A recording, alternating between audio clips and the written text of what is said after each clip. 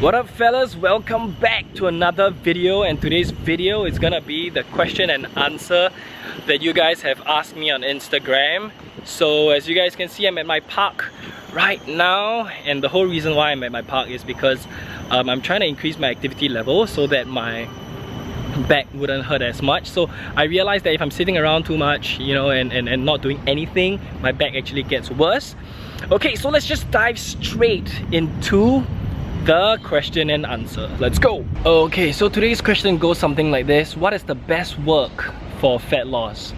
Right, so I'm assuming you're asking me like, what are the best exercises to do, what are the best things to do when it comes to fat loss, right? But before we even dive into it, I want to tell you guys one thing: you can't out-train a bad diet. Write this down. You can't out-train a bad diet. The reason is because if you're eating in excess, how do you expect yourself to lose weight, right? You're eating more than you are expending. How do you expect yourself to lose weight? So I know this term caloric deficit has been thrown around a lot recently. And before we even talk about being in a deficit, we need to know one thing.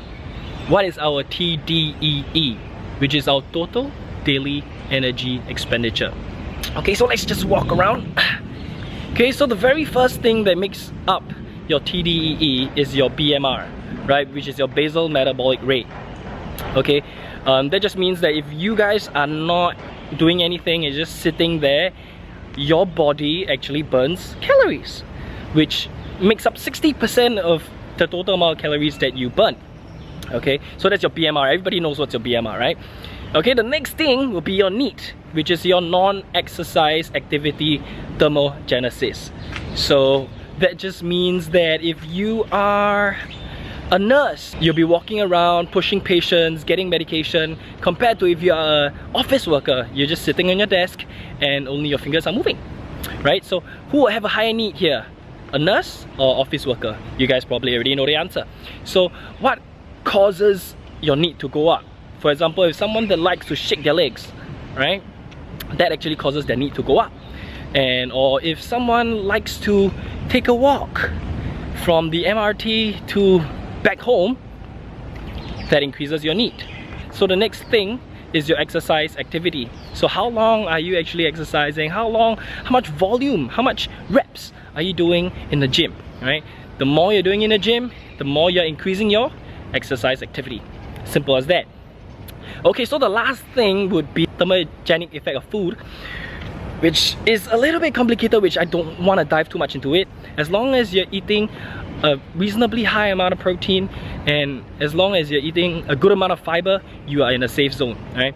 So what I recommend, 0.8 to 1 gram per pound of body weight when it comes to your protein. Okay, and 20 to 40 grams of fiber depending on how small you are or how big you are. Okay, so now that you have a basic idea of what TDEE is, you now know how to increase your energy expenditure per day. So increasing your NEAT, increasing your exercise activity, making sure you're eating the right amount of protein and fiber so that thermogenic effect of food is on point. Okay, and let's move on. Alright, talking about moving on, yes, I'm back at home right now. My camera died. Yes, it's a rookie mistake, but no, the show has to go on. Okay, so the next thing that we're gonna do is, after knowing the TDEE and every single thing, we just gotta eat less, right, than we used to. As long as we're eating less than we used to, we are gonna lose weight. But how do we know that we're not consuming more than we should? I know most of you guys probably don't want to track macros. If you guys do, I'll do a whole new video on that. Okay, so what I need you guys to do is to start tracking your weight every single morning after you pee, after you poop. Okay, that's the most accurate time for you to track your weight. Okay, and track it every single day, because like if today you look at yourself, okay, I'm 61, and then okay, I'm 60.8, okay, I'm 60.6. You know that you're on the right track, right?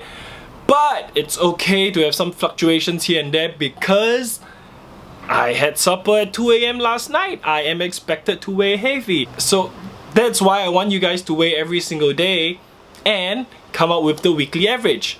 And if you know that the weekly average is dropping from week to week, you are making progress. Okay, so that's all for the nutrition segment. Let's move on to the training segment. What is the best work to help you lose weight when it comes to training, right? You want to choose exercises that are multi-joint. Okay, it can be things like squat, bench, deadlift, and overhead press, and pull-ups and rows. Okay, these are the exercises that will give you the most bang for the buck. But with that said, I need to say something, right? Consistency is key, so make sure it's something that you can adhere to. If you guys can't adhere to the training program that you decide to do, you will fall out, right? After 2 weeks, you say, this is too tough, this is too boring, I don't want to do it anymore, right? So the most important thing when it comes to training is making sure that you can adhere to it, okay? Making sure that it is something you can do for a long period of time. So if you can do it for a long period of time and you can do it consistently and you want to do it and you're motivated to do it, that will be the best workout for you, right? Some people like CrossFit, some people like powerlifting, some people like bodybuilding, some people like, I don't know, there's just so many things that you can do. So find out what you like to do and do it consistently, and you will lose weight. As simple as that. Okay, so the last thing I want to say is just start, right? You can be asking all the questions, you can be knowing all the information, but if you don't do anything about it, nothing will happen. And also another thing that I feel that even personally I have to work on is to have patience, right? You did not gain 20 kilos of fat over like a day. So don't expect yourself to lose 20 kilos of fat in a day, right? It needs time, and as long as you know that you're making progress, right? As long as you're tracking and you know that you're making progress, that's good. And before I go, I just want to say a big thank you for watching to this point. I know that this video is kind of long for like a Q&A, but I hope this video has helped you in one way or another. If it does, please do help me share and like and subscribe. As always, like, subscribe, share. And of course, what I'm gonna be also throwing out is that I'm gonna be doing like a couple of consultations that is going on 20% discount. So if you guys would like me to help you get on track or help you plan a program, or and you think that personal training is a little bit too expensive, you can always hire me for a consult, and then I can draw a plan for you, something that is sustainable for you, specifically for you, okay? And of course, if you would like to get a couple of friends to come together for the consult, you can do that too. So yeah. Where can you find me? You can find me on Instagram at MarcusDSK, or at Instagram at CoachbyMARC, or you can comment in the comment section down below, or you can just email me at marcus@coachbymarc.com. Ciao! Yeah! I managed to complete this video! And it's so warm, I didn't on the fan. On the fan now, beep!